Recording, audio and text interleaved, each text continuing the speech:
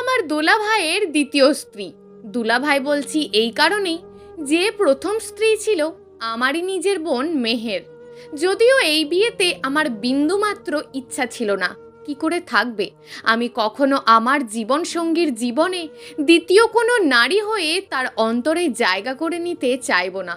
বিদায় দেওয়ার সময় মা বলেছিল যে কোনো কাজে মানুষ তার বেস্টটা দিয়েই চেষ্টা করে।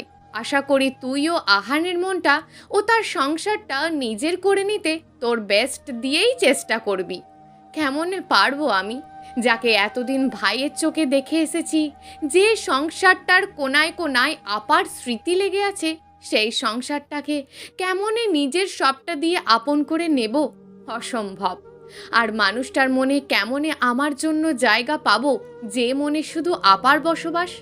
আপার সাথে আহানের ছিল দীর্ঘ 3 বছরের প্রেম, 2 বছরের সংসার, মোট 5 বছরের সম্পর্ক তাদের। আপার ছোট হওয়ায় ওদের প্রেমের সাক্ষী ছিলাম আমি। বিয়ের আগে থেকেই আহান আমায় শালি বলেই জ্বালাতো আর অনেক অনেক চকলেট এনে দিত। আমাকে স্কুল দেওয়ার নাম করে মাঝে মাঝে আপা আহানের সাথে দেখা করতে যেত। কাঁধে কাঁধ রেখে হাতের মধ্যে হাত গুটিয়ে কত কথা বলতো। যদিও অত কিছু বুঝতাম না আর বোঝার চেষ্টাটাও করতাম না।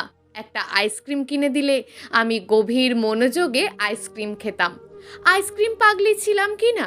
অনেক ঝড় ঝাপটা সামলে তারা এক হতে পেরেছিল, কিন্তু নিয়তি যে বড় নিষ্ঠুর। আপার প্রথম ডেলিভারি সিজার করেই বাচ্চাটা হয়। সিজার হওয়ার পর বাচ্চা সুস্থ থাকলেও আপার রক্তশূন্যতার কারণে 3 ব্যাগ রক্ত পুশ করতে হয়। তারপর থেকে আপা মোটামুটি ভালোই ছিল। ভাইয়া এসে আপার মাথায় হাত বুলিয়ে হাত শক্ত করে ধরে কথা বলে বাবুকে আদর করে সেদিন রাতেই চলে যায়। হাসপাতালে থাকি আমি আর মা। রাতটা ভালোই কাটলেও পরদিন রাত থেকে আপার আবারও তলপেটে ব্যথা অনুভব করে অসুস্থ হতে থাকে। ডক্টর এসে ইঞ্জেকশন করে চলে যায়। অবস্থা খারাপ হওয়ায় আপাকে মেডিকেলে আইসিইউতে নেওয়ার ব্যবস্থা করা হয়, কিন্তু সকালে ঝলমলে রোদ্দুরের দেখা মেলেনি আর হাপুর নয়ন জোড়ায়। আপার চোখের মনি পিচ্চিটাকে আর দ্বিতীয়বার দেখার ভাগ্য হয়নি আপার। কোলে নিয়ে বুকে চেপে ধরে আদর করার সৌভাগ্য তার হয়ে ওঠেনি। এই বাবুকে নিয়ে হাপার কত কত স্বপ্ন ছিল। ডায়েরিতে আপু তার বাবুর নামটাও লিখে রেখেছিল, আতে আহান আর আতে আয়মান। মেহের আপার মৃত্যুর পর আপার শরীরে অনেক পরিবর্তন দেখা যায়, তাই আপা কী কারণে মারা গেল সেটাই জানা গেল না। না সিজার করার সময় ডাক্তারদের কোনো ভুল ছিল কি না, প্রেগনেন্ট থাকা অবস্থায় আপার শরীরের রিপোর্ট একদম ঠিকই ছিল। কি হতে কি যে হয়ে গেল। আপা মাত্র কয়েকটা দিনের আয়ু নিয়ে আমাদের মাঝে এসেছিল। সৃষ্টিকর্তা এত অল্প সময় নিয়ে পাঠিয়েছে দুনিয়াতে। মৃত্যুর সময় আপা যন্ত্রণা সহ্য করতে না পেরে বলেছিল মাথার ব্যথায় আপা থাকতে পারছে না। উফ, কি যে কষ্ট নিজের চোখের সামনে নিজের বোনের মৃত্যু দেখা। মৃত্যুর আগে আপা আয়মানকে আমার হাতে তুলে দিয়ে গেছে। মায়ের পরে নাকি খালাই মায়ের স্নেহ দিয়ে আগলে রাখতে পারে। আর সেই বোনের সাজানো সংসার, ভালোবাসার মানুষ, সন্তান কেমন নিজের করে নেব আমি? না না, এত বড় স্বার্থপর আমি হতে পারবো না। দরজা খোলার শব্দে আমার ভিতরের আত্মা কেঁপে উঠল। আপা মারা যাওয়ার পর আহান একদম চুপ হয়ে গেছে। ফর্সা মতন মানুষটার চোখের নিচে কালি পড়ে গেছে। সিল্ক চুলগুলো কাকের বাসার মতন অবস্থা। একটা সাদা পাঞ্জাবিতেও কি সুন্দর লাগছে। চেহারায় মায়াটা বোধ হয় দ্বিগুণ হয়ে গেছে। যে মানুষটার মুখে সব সময় হাসি লেগেই থাকতো, সেই মানুষটা হাসতেই ভুলে গেছে। একটা মানুষকে কতটুকু ভালোবাসলে একটা মানুষের জীবন ছন্ন ছাড়ার মতন হয়ে যায়। আহানের সাথে কথা বলতে গিয়েই দরজায় ঠোকা পড়ল। এই সময় আবার কে এলো? দুজনার চোখাচোখি হয়ে দরজা খুলতে গেল আহান, দেখে বাবা দাঁড়িয়ে আছে। ও বাড়ি থেকে ফোন এসেছে, তোর ফোনে পাচ্ছে না, তাই আমাকে কল দিয়ে অনুর সাথে কথা বলতে চাইছে বিয়ান। যা তো, বৌমাকে ফোনটা দে। হ্যালো মা, কি বলবে বলো? সব ঠিক আছে তো? আহানের সাথে কথা বলেছিস? হ্যাঁ মা বলছি, তুমি টেনশন করো না। আয়মান কি ঘুমিয়েছে? হ্যাঁ ঘুমিয়েছে। কাল সকাল সকাল এসে ওকে নিয়ে যাস। আচ্ছা মা। বলে ফোনটা কেটে দিল। দরজাটা লাগিয়ে আহান ধীর পায়ে বিছানার এক সাইডে ধূপ করে বসে পড়ল। আমার হাতের ওপর মাথা রেখে হু হু করে কেঁদে দিয়ে বলল, এসব আমি চাইনি অনু। কি থেকে কি হয়ে গেল? তোমার বোনকে আমি হারাতে চাইনি। এই সংসার নিয়ে তার কত স্বপ্ন ছিল, ছেলেকে কিভাবে মানুষ করবে সেসব নিয়েও। আবার শেষে তোমার জীবনটাও নষ্ট করলাম। এসব কি বলছেন আপনি? আমার জীবন কেন নষ্ট হবে? এটা তো বোন হিসাবে আমার দায়িত্ব। আপনি টেনশন করবেন না, সৃষ্টিকর্তার ওপর তো আমাদের কারোর হাত নেই। তবে হ্যাঁ, আয়মানকে আমি মায়ের স্নেহ দিয়েই মানুষ করব, তার কোনো ত্রুটি হবে না। আপনি ঘুমিয়ে পড়ুন। সকালে ঘুম থেকে উঠে হালকা নাস্তা সেরে দুজনেই বাড়ির উদ্দেশ্যে রওনা হলাম আয়মানকে আনতে। মা এসে আয়মানকে আমার কোলে তুলে দিয়ে বলল, নে, তোর ছেলেকে তুই সামলা। এতটুকু বাচ্চা আমি কোনোদিনও কোলে নিইনি, যার কারণে আয়মানকে ঠিকমতো নিতেও পারছি না। হাত পা গুটিয়ে শক্ত করে ধরে রাখছি, না নড়ছি না সরছি। মনে হচ্ছে নিচে দিয়ে পড়ে যাবে। মা আবার আমায় শিখিয়ে দিলেন কেমনে নিতে হয়। বাড়িতে এসে বাঁধলো আর এক ঝামেলা। আয়মান এতটুকু বাচ্চা, সে মায়ের বুকের দুধ না খেয়ে বাঁচবে কেমনে? এতটুকু বাচ্চাকে তো আর অন্য কিছু খাওয়ানো যাবে না। এদিকে আয়মানও ক্ষুধায় সারাদিন কান্নাকাটি করে এভাবে কান্না করলে কেমনে বাঁচাবো আপার শেষ চিহ্নকে? মহা টেনশনে পড়ে গেলাম সবাই। আত্মীয় স্বজন সব জায়গায় খোঁজ নেওয়া হলো যে বেশি দিন না, একটু এটা ওটা খাওয়া শিখলেই আর লাগবে না। ভিখারির মতন এর ওর দুয়ারে ঘুরে বেরিয়েছি। অবশেষে মাকে ফোনে বলায় এক ভাবির খোঁজ দিল। অনেক হাতে পায়ে ধরে ভাবি রাজি হলেও বলল এতে তার মেয়ের কষ্ট হবে। তারপরও ভাবির হাতে পায়ে ধরে বললাম, ভাবি একটু কষ্ট করো, তোমার একটু কষ্টে একটা নিষ্পাপ শিশুর প্রাণ বেঁচে যাবে। তারপর থেকে দিনে 3 বার করে ভাবির কাছে গিয়ে খাইয়ে নিয়ে আসতে হতো। দেখতে দেখতে আয়মানের 3 মাস বয়স হলো। এখন ওকে খুব সুন্দরভাবে কোলে নিতে, খাইয়ে গোসল করিয়ে দিতে পারি।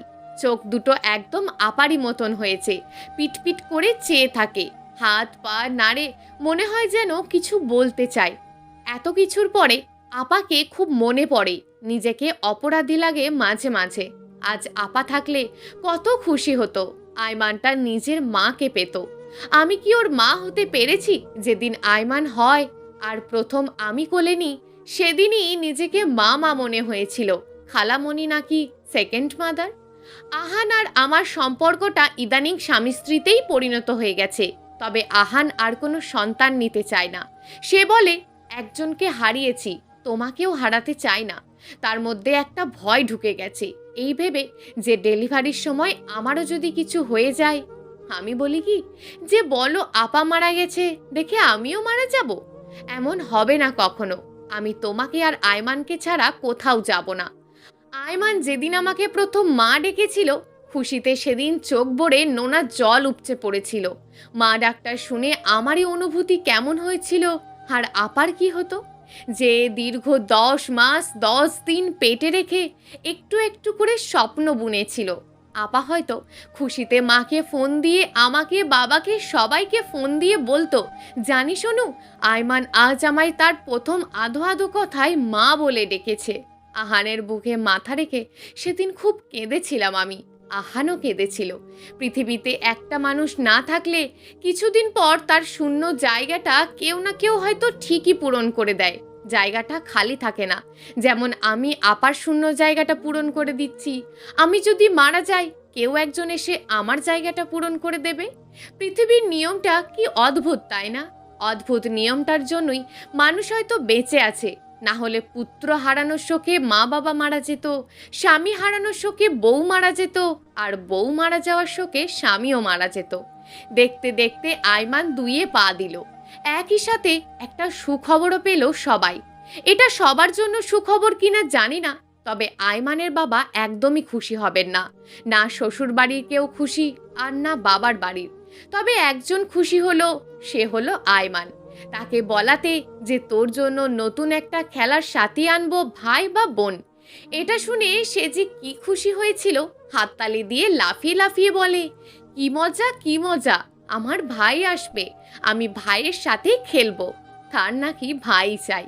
রাতে অফিস থেকে আয়মানের বাবা এলে রাতের খাবার সেরে সে শোয়ার ঘরে আয়মানের সাথে খেলা করছিল। আমি এক কাপ চা করে তার হাতে দিতে দিতে বললাম, একটা কথা বলার ছিল তোমায়। এক চুমুক দিয়ে সে বলল, কি কথা বলো? রাগ করবে না তো? রাগের কথা হলে তো রাগ করবই, বলো কি বলবে। ইয়ে মানে, এত ইয়ে মানে কেন করছো? কি এমন কথা যে এত ভয় পাচ্ছ? হাত ধরে বলল, তুমি এত ভয় পেও না, আমি কনসিভ করেছি, প্লিজ তুমি রাগ করো না। আহান একদম চুপ। আপু মারা যাওয়ার সময় যেরকম চুপ হয়ে গেছিল একদম সেরকম। কি হলো, কিছু বলছো না যে? কাপটা আমার হাতে ধরিয়ে দিয়ে আয়মানকে কোলে নিয়ে কোনো কথা না বলে চুপচাপ ঘর থেকে বের হয়ে পাশের ঘরে গিয়ে দরজাটা ধড়াম করে টেনে দিল। শান্ত চোখে আয়মান একবার বাবার দিকে একবার আমার দিকে তাকিয়েছিল। জানি প্রচণ্ড রাগ হয়েছে। পা টিপে টিপে আমিও গেলাম ঘরে। আস্তে করে দরজাটা খুলে দেখি দুজনেই চুপচাপ শুয়ে আছে। আয়মানের বুকের ওপর এক হাত দিয়ে আর এক মাথার ওপর, চোখের কোণে জল। আয়মান চুপচাপ খেলছে ছাদের দিকে মুখ করে। আহানের পাশে বসে ওরে বোঝালাম যে আমি ইচ্ছা করে কনসিভ করিনি, হঠাৎ করেই হয়েছে, প্লিজ আমায় মাফ করো। এখন তো একে মেরে ফেলে আমি খুনি হতে পারবো না, আর তুমি যদি বলো নষ্ট করতে তাহলে তাই করব। এরপর আহান যা বলল তা শুনে আমি স্তব্ধ হয়ে গেলাম। আমার কথা যেন গলার কাছে এসে দলা পাকিয়ে আটকে গেছে। কালই তুমি ওই বাড়িতে চলে যাবে, তবে আয়মানকে নিয়ে যেতে পারবে না, ও আমার কাছেই থাকবে, আর সময় মতো ডিভোর্স পেপারটা পেয়ে যাবে। আমি চাই না আমার ভালোবাসার একমাত্র চিহ্ন অনাদরে অবহেলায় মানুষ হোক। আমি বাবা হয়ে চাইবো না যে তার সৎ মায়ের বকাঝকা শুনুক। সকালে যেন এই কথাটা দ্বিতীয়বার না বলতে হয়। কথাটা শুনে আমি বিছানা থেকে নেমে মুখ হাতে দিয়ে 2 পা পিছনে সরে গেলাম। নিজের অজান্তেই চোখ থেকে পানি পড়তে লাগলো। এত বড় একটা কথা বলতে পারলো আহান? আমি আয়মানের সৎ মা, আমার আর একটা সন্তান আসলে আয়মান অবহেলা আর অনাদরে মানুষ হবে? এ কথা শোনার আগে আমার মরণ হলো না কেন? আজ একটা কথা খুব সহজেই প্রমাণ হয়ে গেল যে আমি আয়মানের নিজের মা হয়ে উঠতে পারিনি, আর আহানের এত বড় বুকে একটুও ভালোবাসার জায়গা তৈরি করে নিতে পারিনি। আপা চলে যাওয়ায় শূন্যস্থানটা আমি ঠিকই পূরণ করতে পেরেছি, তবে তা আপার মতন করে না। আমি হয়তো ব্যর্থ। অন্যের শূন্যস্থানটা পূরণ করতে পারলেও হৃদয়ের কোণে মানুষটার জন্য হাহাকার থেকেই যায়। সেই হাহাকারটা ওই মানুষটা ছাড়া কেউই পূরণ করতে পারে না। আপারে, তুই কেন চলে গেলি? তুই থাকলে হয়তো আমার আজ এদিন দেখতে হতো না। এত সব করেও সৎমা উপাধি কপালে জুটতো না। তোর ছেলেকে আমি কখনো অন্য চোখে দেখিনি। ওর নিষ্পাপ মুখটা যতবার দেখি ততবারই মনে হয় হে যেন আমার সন্তান, একদম আমার নিজের। চোখটা মুছে চুপচাপ ঘরের দিকে পা বাড়ালাম। যদিও আয়মান আম্মু আম্মু বলে কান্না করছে, আর ওর বাবা ওকে শক্ত করে ধরে রেখেছে। অনিচ্ছা থাকা সত্ত্বেও ছেলেটাকে রেখে ধূপ করে শুয়ে পড়লাম। ছেলেটা এখনো কাঁদছে আর বলছে, আম্মু যাব, আমি আম্মু যাব। বালিশে মাথা রেখে হাউমাউ করে কেঁদে দিলাম। কখনো ভাবিনি এই দিনটা আমাকে দেখতে হবে। সারা রাত নির্ঘুমে কেটে গেল। মন খারাপের রাতগুলো যেন শেষই হয় না। এপাশ ওপাশ করেও যেন ঘুম এলো না। শান্তির জায়গা বিছানাটাকেও কেমন কাঠ কাঠ লাগছে। আয়মানকে বুকে না নিলে আমার যে ঘুম আসে না। সকালে কেউ না ওঠার আগেই আমি বাবার বাড়ির উদ্দেশ্যে রওনা দিলাম। ছেলেটাকে রেখে যেতে মন চাইল না, তবুও আমাকে যেতেই হবে। জানি ছেলেটা আমাকে না পেয়ে সারাদিন কাঁদবে। মাকে সব বললাম, মাও রাজি না এই সন্তান আনতে। এর একমাত্র কারণ আমিও নাকি আপার মতোই। বিকেলে বালিশে মুখ গুজে শুয়ে আছি, যদিও ঘুম নেই চোখে। ছেলেটার কথা বারবার মনে পড়ছে। কি করছে কে জানে। নানা রকম বাজে ভাবনা মাথায় ঘোরপাক কাটছে। আহান যদি সত্যি সত্যি ডিভোর্স দিয়ে দেয়, না না, এসব আমি কি ভাবছি? আমার কলিজার টুকরো হিরে মানিক আয়মানকে ছেড়ে কেমনে থাকবো? কি নিয়ে বাঁচবো আমি? ভাবতে ভাবতে কলিং বেলটা বেজে উঠল। এ সময় কে হতে পারে? আমি উঠলাম না, চুপটি করে শুয়েই থাকলাম। মা গিয়ে দরজাটা খুলে আমায় ডেকে বলল, দেখ কে এসেছে। আয়মান, এসো দাদু ভাই। এই মুহূর্তে মনে হলো আমার খুব অভিমান করা দরকার। আমি যাব না বাহিরে, বদ লোকটার মুখোমুখি হওয়ার ইচ্ছে নেই। আমি যতটা শাস্তি পাচ্ছি ঠিক ততটাই শাস্তি লোকটারও পাওনা আছে। কান ধরে সরি না বললে আমিও ওই বাড়িতে যাব না।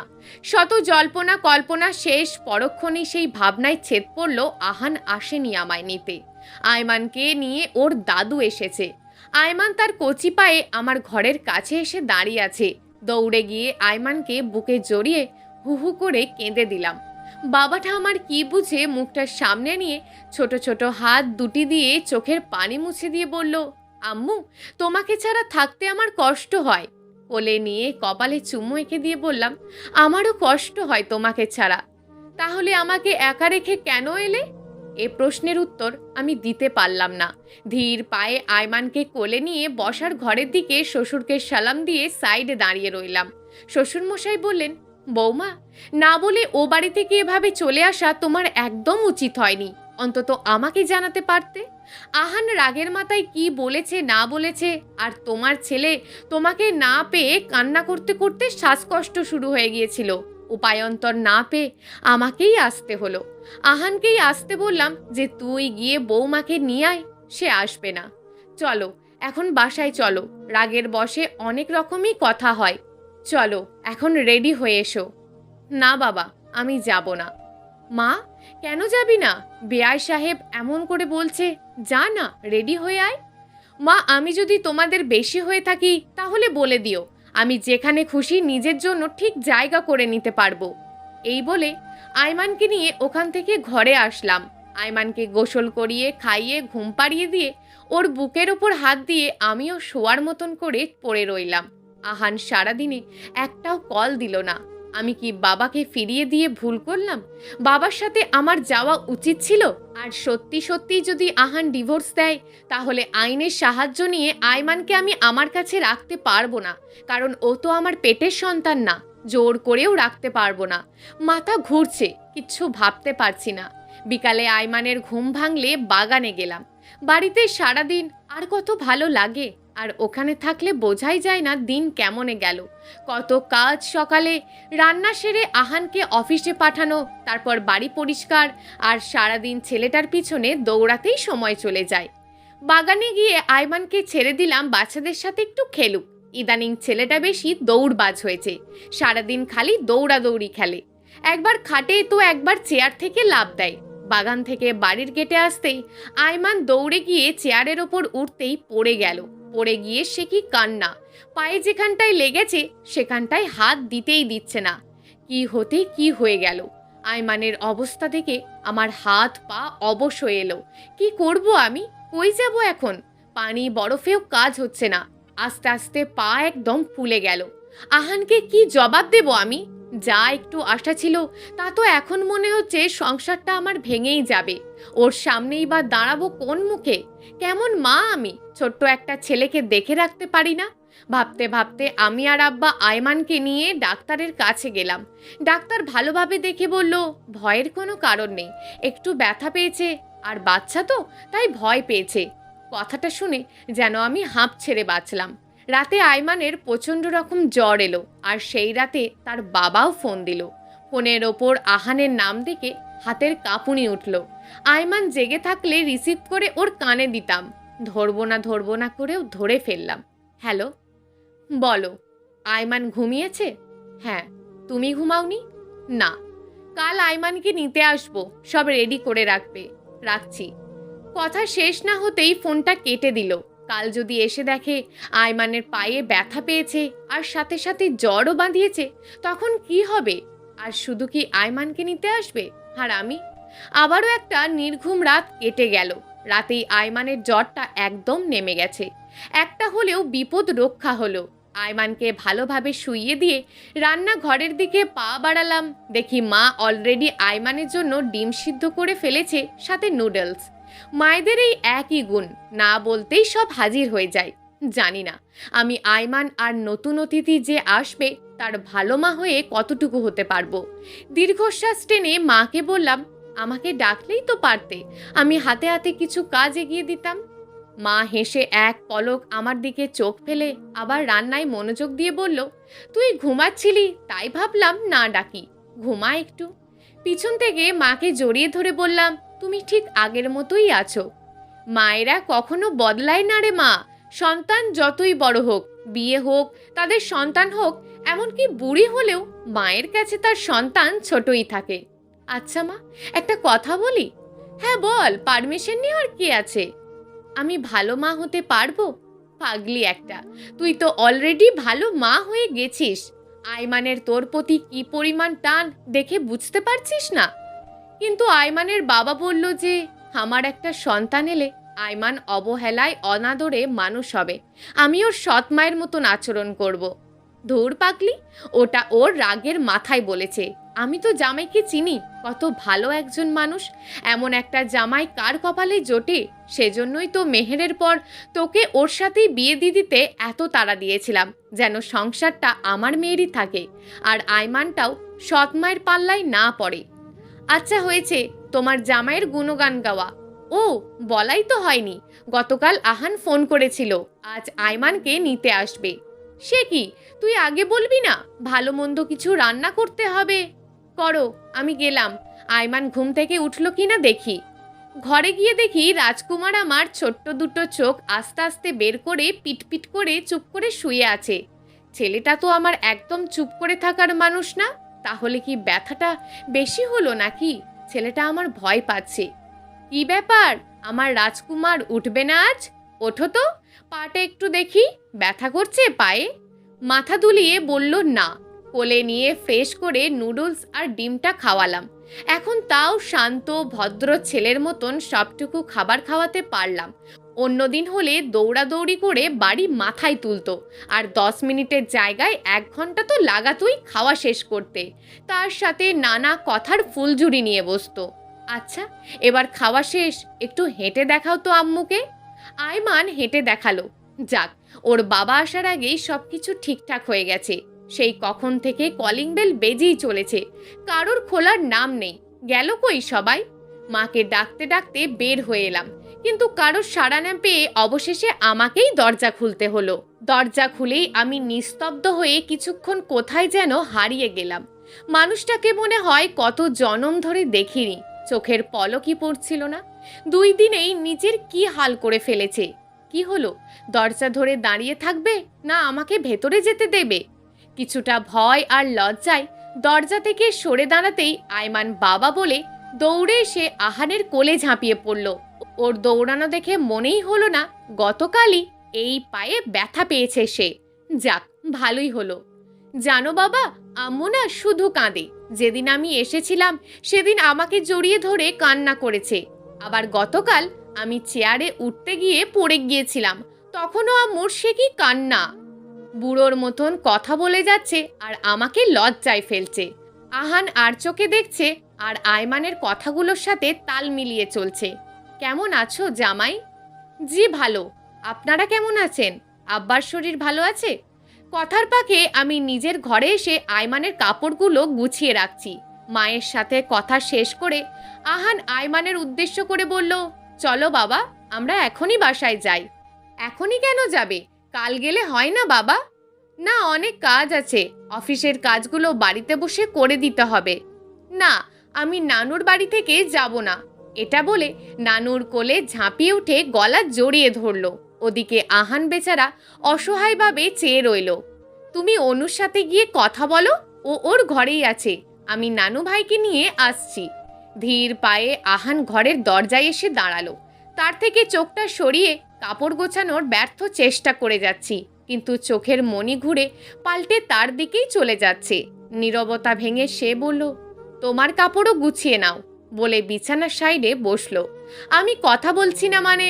কথা বলার ইচ্ছেটাই মরে গেছে। তার মানে যদি সত্যি আমার জন্য ভালোবাসা থাকতো তাহলে সেদিনও ভাবে কথাগুলো বলতে পারতো না। আহান আমাকে টেনে বিছানায় বসিয়ে সে হাঁটু পেতে বসে আমার হাত দুটি শক্ত করে ধরে বলল, অনু, আমায় মাফ করা যায় না? দেখো, আমি কথাগুলো মন থেকে বলিনি, রাগের মাথায় কথাগুলো বলে ফেলেছি। নতুন অতিথি যে আসবে সে তো আমারও সন্তান। আয়মান যেমন আমাদের আর একটা সন্তান, তেমনই আমি তোমাকে সব সময় হারানোর ভয় থাকি। বারবার মনে হয় এই বুঝি মেহেরের মতন তুমিও হারিয়ে যাবে। জানি না, কেমনে ওইসব কথাগুলো আমার মুখ দিয়ে সেদিন বের হয়েছিল। হাত ছেড়ে উঠে দাঁড়িয়ে আহান বলল, এই যে দেখো, আমি কান ধরেছি, আর এমন ভুল কখনো হবে না। তুমি যা শাস্তি দেবে আমি তাই মাথা পেতে নেব। কি মজা, কি মজা, বাবা ছোটদের মতন কান ধরেছে। আহান লজ্জা পাওয়ার ভঙ্গিতে ঠোঁটে হাত দিয়ে ইশারায় ছেলেকে বলছে, চুপ চুপ, তোমার নানু শুনে ফেলবে। আয়মান আবার দৌড়ে তার নানুর কাছে গেল। অনু খিলখিল করে হেসে উঠল। যাক, অবশেষে মহারানীকে হাসাতে সক্ষম হলাম। পরদিন সকালে তিনজনে মিলে বাড়ির উদ্দেশ্যে রওনা দিলাম। যদিও আয়মান আসবে না, নানুর গলা জড়িয়ে সে কি কান্না। জোর করে ওর বাবা ওকে কোলে নিয়ে নানা রকম কথা ভুলিয়ে রাখার চেষ্টা করলো, কিন্তু কে শোনে কার কথা। বাসায় এসে টুকটাক কাজ করে রান্না বসালাম। ওদিকে আহানাজ বাসায় আয়মানের সাথে খেলছে। অনুর রান্নার শব্দে বাপ ছেলে দুজনেই হাজির। আয়মান দরজায় উঁকি দিয়ে গেলেও আহান যাচ্ছে না। কি হলো, কিছু বলবে? না মানে তোমার হাতটা একটু ধরতে পারি? কি পাগল হয়েছো? অসময়ে হাত ধরা? তোমার ছেলে যদি এসে দেখে হাত ধরে বসে আছো, তাহলে মুখে হাত দিয়ে খিলখিল করে হাসবে। ভুলে যেও না, ছেলে এখন বড় হচ্ছে। চা কফি কিছু দিব? না, লাগবে না। আচ্ছা তুমি যাও, আমি রান্নাটা শেষ করেই আসছি। আচ্ছা, তাড়াতাড়ি করো।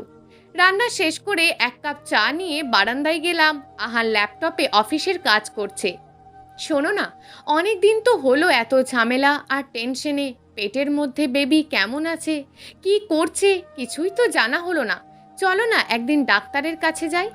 আহান ল্যাপটপ থেকে চোখ সরিয়ে এবার আমার দিকে মনোযোগ দিয়ে বলল, ঠিকই তো, সব দোষ আমার। আমি কেমন বাবা যে একটা সন্তানকে মানুষ করার জন্য আর একটাকে মারতে চাইছি? ছি। আহানের দুই গালে দুই হাত দিয়ে আলতো করে ছুঁয়ে বললাম, কি সব কথা বলছো, বাদ দাও। কবে যাবে? আজকেই চলো। না, আজ তো অনেক কাজ আছে, আগামীকাল গেলে হয় না? ওকে, তাহলে তাই হবে। পরদিন সকাল সকাল ডাক্তারের উদ্দেশ্যে রওনা হলাম, আয়মানকে ওর দাদুর কাছে রেখে। ডাক্তারের কাছে গিয়ে চেক আপ করে ডাক্তার বললেন সব কিছু ঠিকই আছে, তবে এখন একটু সাবধানে চলাফেরা করতে হবে আর আলাদা একটু যত্ন নিতেই হবে। ক্লিনিক থেকে বের হয়ে আহান অফিসে আর আমি আমার বাড়ির পথে রওনা দিলাম। দেখতে দেখতে 7 মাস হয়ে গেল। মাঝে মাঝে ছেলেটার দিকে এক পলক চেয়ে থাকি। আগের মতন আর আদর করে খাওয়াতে পারি না। কেমন যেন ছেলেটা শুকিয়ে যাচ্ছে। মাঝে মাঝে এমনও হয়, আপার মতন যদি আমিও মারা যাই, তখন কি হবে আমার হিনে মানিকটার, যে আম্মু ছাড়া কিছুই বোঝে না। দেখতে দেখতে সেই দিনটি চলে এলো। আগামীকাল সিজার হবে। মা এসেছে, সাথে যা যা লাগবে সবকিছু গুছিয়ে নিয়ে রাখলাম রাতেই। জানি না ওপরওয়ালা কি রেখেছেন কপালে, হয়তো প্রথমবার, তাই একটু বেশি ভয় পাচ্ছি। মনে পড়ছে আপাকে নিয়ে যাওয়ার দিনটা। আপা আমার হাতটা শক্ত করে ধরে রেখেছিল। যখন বেশি ব্যথা উঠেছিল, তখন আপা আমার হাত আরও শক্ত করে ধরে, এত শক্ত করে ধরেছিল যে আমি হাতে ব্যথা পেয়েছিলাম। আপার শেষ যাওয়া ছিল এ বাড়ি থেকে। আমারও কি তাই হবে? হাসপাতালে ওটিতে শুয়ে আছি। 3 ঘন্টা পর অপারেশন হবে। আহান আমার হাতের ওপর মাথা রেখে নীরবে কেঁদেই চলেছে। কেন যেন আমারও কান্না পাচ্ছে, কিন্তু ওর সামনে আমাকে কাঁদলে চলবে না, না হলে ও আরও ভেঙে পড়বে। আহানকে সান্ত্বনা দিয়ে বললাম, আরে পাগল, কি করছো? সবাই কি ভাববে? দেখো, আমি ঠিকই বেঁচে ফিরে আসবো। তোমার 2 সন্তানের জন্য হলেও আসবো। যদিও আমি নিজেই ভয় পাচ্ছি, কেন যেন ভরসা পাচ্ছি না, তবুও ওকে সান্ত্বনা দিলাম। কথা দাও, তুমি আমায় ছেড়ে যাবে না? কথা দিলাম, যাব না। যাও তো এখন, আয়মানকে নিয়ে এসো, একটু কথা বলি। কপালে ভালোবাসার পরশ এঁকে দিয়ে আহান বের হয়ে গেল। মা আর আয়মান এসে বেডের সাইডে আমার কাছে বসলো। আয়মানের হাত ধরে বললাম, বাবা আমার শান্ত হয়ে থাকবে, কোনো দুষ্টামি করবে না, আর বাবাকেও একদম বিরক্ত করবে না, কেমন? সময় মতন খাবে, আর আমি সুস্থ হয়ে ফিরলেই তোমার খেলার সাথীকে নিয়েই ফিরবো, তখন খুব মজা হবে, দেখো। কপালে চুমু দিয়ে বললাম, যাও মা, ওকে নিয়ে যাও, দেখে রেখো একটু। মা মাথায় হাত বুলিয়ে দিয়ে বলল, ভয় পাচ্ছিস মা? ভয়ের কিছু নেই, প্রথম তো তাই ভয় লাগছে। ভয় পাস না, আমরা সবাই বাইরে আছি। অপারেশন শেষে আমাকে অন্য রুমে শিফট করা হলো। সব ঠিকঠাক থাকায় অপারেশন করতে কোনো সমস্যা হলো না। মা ছেলে দুজনেই ভালো আছে, তবে অনুর এখনো জ্ঞান ফেরেনি। বড় বড় নিঃশ্বাস ফেলে ঘুমিয়ে আছে। রাতেই আয়মানকে নিয়ে এসে বেবি দেখিয়ে নিয়ে গেছে। ছেলেটার যেন এখন বুদ্ধি হয়েছে, মায়ের সাথে থাকার জন্য বায়না করেনি, চুপচাপ বাবার সাথে চলে গেছে। পরদিন সকালে অনুর প্রচণ্ড মাথা ব্যথা শুরু হয়, সাথে পেট ব্যথাও। ঘুমের ইঞ্জেকশন দিয়ে কিছুক্ষণ ঘুমিয়ে রাখতে পারলেও পরক্ষণে আবারও একই অবস্থা। এ সময় আহান যেন পাগলের মতন হাসপাতালে এপাশ থেকে ওপাশে দৌড়াতে লাগলো। বারবার মেহেরের কথা মনে হচ্ছে, মেহেরের মতন হবে না তো। নানা রকম বাজে ভাবনাগুলো আহানের মনে উঁকি দিচ্ছে। ওদিকে অনুর অবস্থা খারাপের পথে চলে যাচ্ছে। উপায় না পেয়ে আহান ভাবল অন্য কোনো ক্লিনিকে নিয়ে গেলে কেমন হয়। যেই ভাবা সেই কাজ। বন্ধুকে ফোন দিয়ে চেনা পরিচিত এক ক্লিনিকে নিয়ে যাওয়া হলো। হাসপাতালে যাওয়ার পরই অনুকে আবার ঘুমের ইঞ্জেকশন পুশ করে যখন জ্ঞান ফিরল, তখন অক্সিজেন মাস্ক পরানো হলো। অবশেষে ডাক্তার জানালো ভয়ের কোনো কারণ নেই, 2 দিন পর হাসপাতাল থেকে রিলিজ করে দেবে। 2 দিন পর অনু আজ বাসায় আসলো। সব গুছিয়ে অনুর মাও আজই চলে গেল। আয়মানকে আজ পাওয়াই যাচ্ছে না, ভাইয়ের কাছ থেকে সে সরছেই না। আহান অনুর পাশে বসে অনুর হাতে বারবার চুমু দিয়ে যাচ্ছে, আর আয়মান তার ভাই আব্দুল্লাহকে চুমু খেয়েই যাচ্ছে। সে যেন এক সুখী পরিবারের দৃশ্য। প্রিয় দর্শক, এই গল্পটা আপনাদের কেমন লাগলো তা অবশ্যই একটি কমেন্ট করবেন। আর যদি গল্পটা আপনাদের ভালো লেগে থাকে তাহলে ভিডিওটিতে একটি লাইক করে দেবেন এবং এই ধরনের ভিন্ন স্বাদের গল্প শোনার জন্য চ্যানেলটিকে অবশ্যই সাবস্ক্রাইব করে আমাদের সঙ্গে যুক্ত থাকুন।